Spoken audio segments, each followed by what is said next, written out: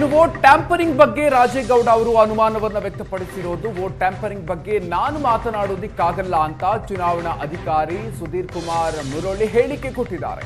ಚುನಾವಣಾ ಆಯೋಗ ಹೈಕೋರ್ಟ್ ನಿರ್ದೇಶನದಂತೆ ನಡೆದಿದೆ. ಮರು ಮತ ಎಣಿಕೆ ಮಾಡೋದು ಮಾತ್ರ ನನ್ನ ಕೆಲಸ. ಟ್ಯಾಂಪರಿಂಗ್ ಅನ್ನೋದು ಕ್ರಿಮಿನಲ್ ಅಪರಾಧದ ವ್ಯಾಪ್ತಿಗೆ ಬರುತ್ತೆ. ಹೈಕೋರ್ಟ್ ಆದೇಶದಂತೆ ನಾವು ಮರು ಮತ ಎಣಿಕೆಯನ್ನು ಮಾಡಿದ್ದೀವಿ. ಹೈಕೋರ್ಟ್ ಹೇಳಿದಂತೆ 277 ಮತ ಮರುಪರಿಶೀಲನೆ ಮಾಡಿದ್ವಿ. ತೀರ್ಪು ಘೋಷಣೆ ಮಾಡುವಂತೆ ಹೈಕೋರ್ಟ್ ನಮಗೆ ತಿಳಿಸಿಲ್ಲ ಅಂತ ಈ ಸಂದರ್ಭದಲ್ಲಿ ಅವರು ಮಾಹಿತಿಯನ್ನು ಕೊಟ್ಟಿದ್ದಾರೆ. ನಾನು ಅನುಮಾನ ಅನ್ನುವಂಥದ್ದು ನಾನು ಮಾತಾಡಬಾರ್ದು.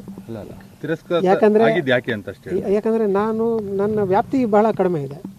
ರಿಟರ್ನಿಂಗ್ ಆಫೀಸರ್ ಆಗಿ ನಾನು ಅಲ್ಲ, ಹಲವಾರು ಕಾರಣಗಳಿಗೆ ತಿರಸ್ಕೃತ ಆಗಿದೆ. ಸೊ ಅದು ಎಲ್ಲವೂ ಕೂಡ ಚುನಾವಣಾ ಆಯೋಗದಲ್ಲಿ ಏನು ನಿರ್ದೇಶನ ಇದೆ, ಯಾವ್ಯಾವ ಮತಗಳನ್ನು ಮಾನ್ಯ ಮಾಡಬೇಕು, ಯಾವುದನ್ನು ಮಾನ್ಯ ಮಾಡಬಾರ್ದು ಅನ್ನುವಂಥದ್ದು ಚುನಾವಣಾ ಆಯೋಗದ ನಿರ್ದೇಶನ ಇದೆ. ಆ ನಿರ್ದೇಶನ ಪ್ಲಸ್ ಹೈಕೋರ್ಟ್ನ ನಿರ್ದೇಶನ ಏನಿದೆ ಅದರ ಪ್ರಕಾರನೇ ನಾವು ಸ್ಟ್ರಾಂಗ್ ರೂಮ್ನಿಂದ ಏನೇನು ನಮ್ಗೆ ಅವಶ್ಯಕ ವಸ್ತುಗಳಿದೆ ಅದನ್ನು ತಗೊಂಡು ಮರುಪರಿಶೀಲನೆ ಮತ್ತು ಮರು ಎಣಿಕೆ ಮಾಡುವಂಥದ್ದು ಮಾತ್ರ ನನ್ನ ವ್ಯಾಪ್ತಿ. ನೀವೇನು ಟ್ಯಾಂಪರಿಂಗ್ ಬಗ್ಗೆ ಹೇಳ್ತಾ ಇದ್ದೀರಿ, ಅದು ಕ್ರಿಮಿನಲ್ ಅಪರಾಧದ ಒಂದು ಅಲಿಗೇಷನ್ ಇದೆ. ಆ ವ್ಯಾಪ್ತಿ ನನಗೆ returning officer, as A returning officer ನನಗೆ ಆ ವ್ಯಾಪ್ತಿ ಇಲ್ಲ. ನಮಗೆ ರೀಕೌಂಟಿಂಗ್ ಮರುಪರಿಶೀಲನೆ ಮಾಡಿದ್ದೀವಿ. ಮೊದಲನೇ ಹಂತದಲ್ಲಿ ಮರುಪರಿಶೀಲನೆ ಮಾಡಿದ್ವಿ. ಹೈಕೋರ್ಟ್ ಹೇಳಿರುತ್ತಾರೆ. ಅದೇ ರೀತಿ 279 ಹೈಕೋರ್ಟ್ ಹೇಳಿರುವಂಥದ್ದು ಮಾತ್ರ ಹೇಳ್ತಾ ಇದ್ದೀನಿ ನಾನು. 279 ಮತಗಳನ್ನು ರೀವೆರಿಫಿಕೇಷನ್ ಮಾಡಿ ಅಂತ ಹೇಳಿದ್ದು. ಅದೇ ರೀತಿ ಬಾಕಿ 1543 ಹೈಕೋರ್ಟ್ ಪ್ರಕಾರ 1543 ಮತಗಳನ್ನು ಹಾಗೂ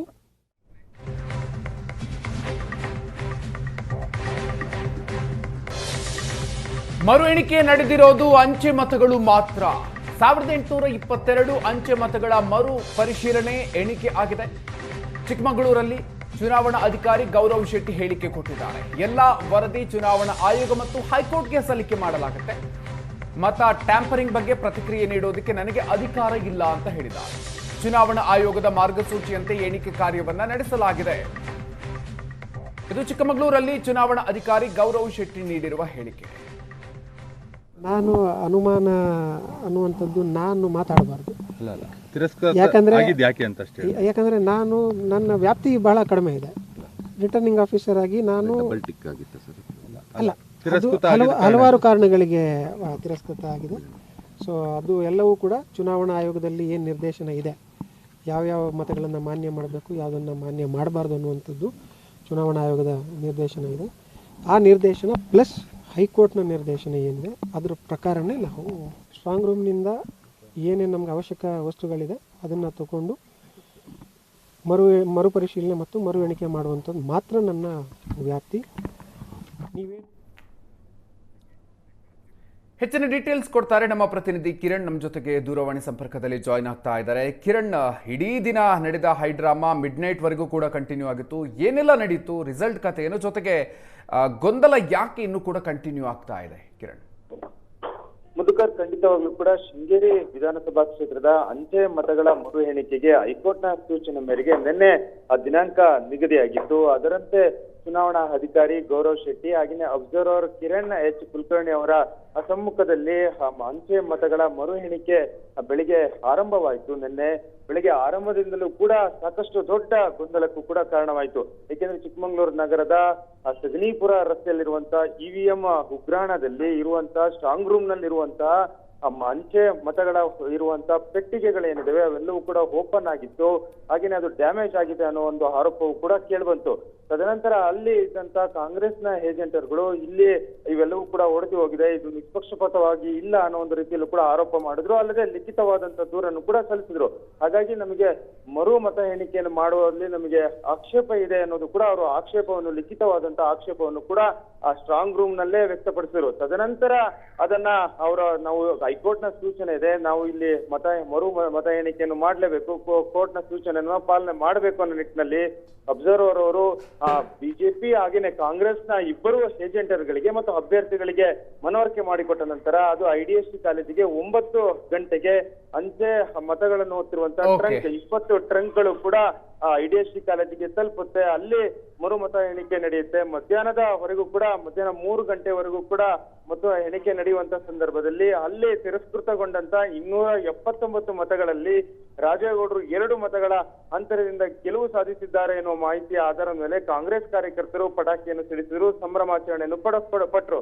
ತದನಂತರ ನಡೆದಂತ ಬೆಳವಣಿಗೆ ಏನಿದೆ, ವ್ಯಾಲಿಡ್ ವೋಟ್ 1540 ವೋಟ್ಗಳೇನಿತ್ತು 2023ರಲ್ಲಿ ನಡೆದಂತ ಮತ ಎಣಿಕೆ ಸಂದರ್ಭದಲ್ಲಿ ವ್ಯಾಲಿಡ್ ವೋಟ್ಗಳು 2026ರಲ್ಲಿ ಮರು ಎಣಿಕೆ ಸಂದರ್ಭದಲ್ಲಿ ಅವೆಲ್ಲವೂ ಕೂಡ ಅಂದ್ರೆ ಸರಿಸುಮಾರು 100ಕ್ಕೂ ಹೆಚ್ಚು ಮತಗಳು ಇನ್ವ್ಯಾಲಿಡ್ ಆಗಿರುವಂತದ್ದು. ಅದು ರಾಜೇಗೌಡರಿಗೆ ಬಿದ್ದಂತ ಮತಗಳೇ ಇನ್ವ್ಯಾಲಿಡ್ ಆಗಿರುವಂತದ್ದು. ಹಾಗಾಗಿ ಇಲ್ಲಿ ಜೀವರಾಜ್ ಅವರು ಮುನ್ನಡೆಯನ್ನು ಸಾಧಿಸಿರುವಂತದ್ದು, ಜೀವರಾಜ್ ಅವರು ಗೆಲುವು ಸಾಧಿಸಿದ್ದಾರೆ ಎನ್ನುವ ಅಧಿಕೃತ ಘೋಷಣೆಯನ್ನು ಹೈಕೋರ್ಟ್ ಮತ್ತು ಚುನಾವಣಾ ಆಯೋಗಕ್ಕೆ ವರದಿಯನ್ನು ಕೂಡ ಸಲ್ಲಿಸಲಿದ್ದಾರೆ. Madhukar. Okay, thank you Kiran ಡೀಟೇಲ್ಸ್ಗೆ.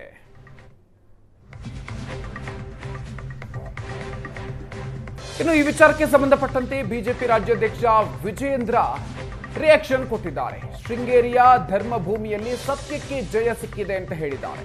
Jeevaraj ಅವರ ನ್ಯಾಯಾಂಗದ ಮೇಲಿನ ವಿಶ್ವಾಸಕ್ಕೆ ಸಿಕ್ಕ ಗೆಲುವು ಇದು ಅನ್ನುವಂಥ ಮಾತನ್ನ ಬಿಜೆಪಿ ರಾಜ್ಯಾಧ್ಯಕ್ಷ ವಿಜಯೇಂದ್ರ ಹೇಳಿದ್ದಾರೆ. ಮರು ಮತ ಎಣಿಕೆಯ ವಿಚಾರಕ್ಕೆ ಸಂಬಂಧಪಟ್ಟಂತೆ ಮೊದಲ ಪ್ರತಿಕ್ರಿಯೆ ನೀಡಿದ್ದಾರೆ ಬಿಜೆಪಿ ರಾಜ್ಯಾಧ್ಯಕ್ಷ ವಿಜಯೇಂದ್ರ ಅವರು. ಶೃಂಗೇರಿ ಧರ್ಮಭೂಮಿಯಲ್ಲಿ ಸತ್ಯಕ್ಕೆ ಜಯ ಸಿಕ್ಕಿದೆ ಅಂತ ಹೇಳಿದ್ದಾರೆ. ಟ್ವೀಟ್ ಅನ್ನು ನೀವು ನೋಡ್ತಾ ಇದ್ದೀರಿ. ಜೀವರಾಜ್ ಅವರ ನ್ಯಾಯಾಂಗದ ಮೇಲಿನ ವಿಶ್ವಾಸಕ್ಕೆ ಸಿಕ್ಕಿರುವಂತಹ ಗೆಲುವು ಇದು ಅಂತ ಹೇಳಿ ಸೋಷಿಯಲ್ ಮೀಡಿಯಾದಲ್ಲಿ ಪೋಸ್ಟ್ ಮಾಡಿದ್ದಾರೆ.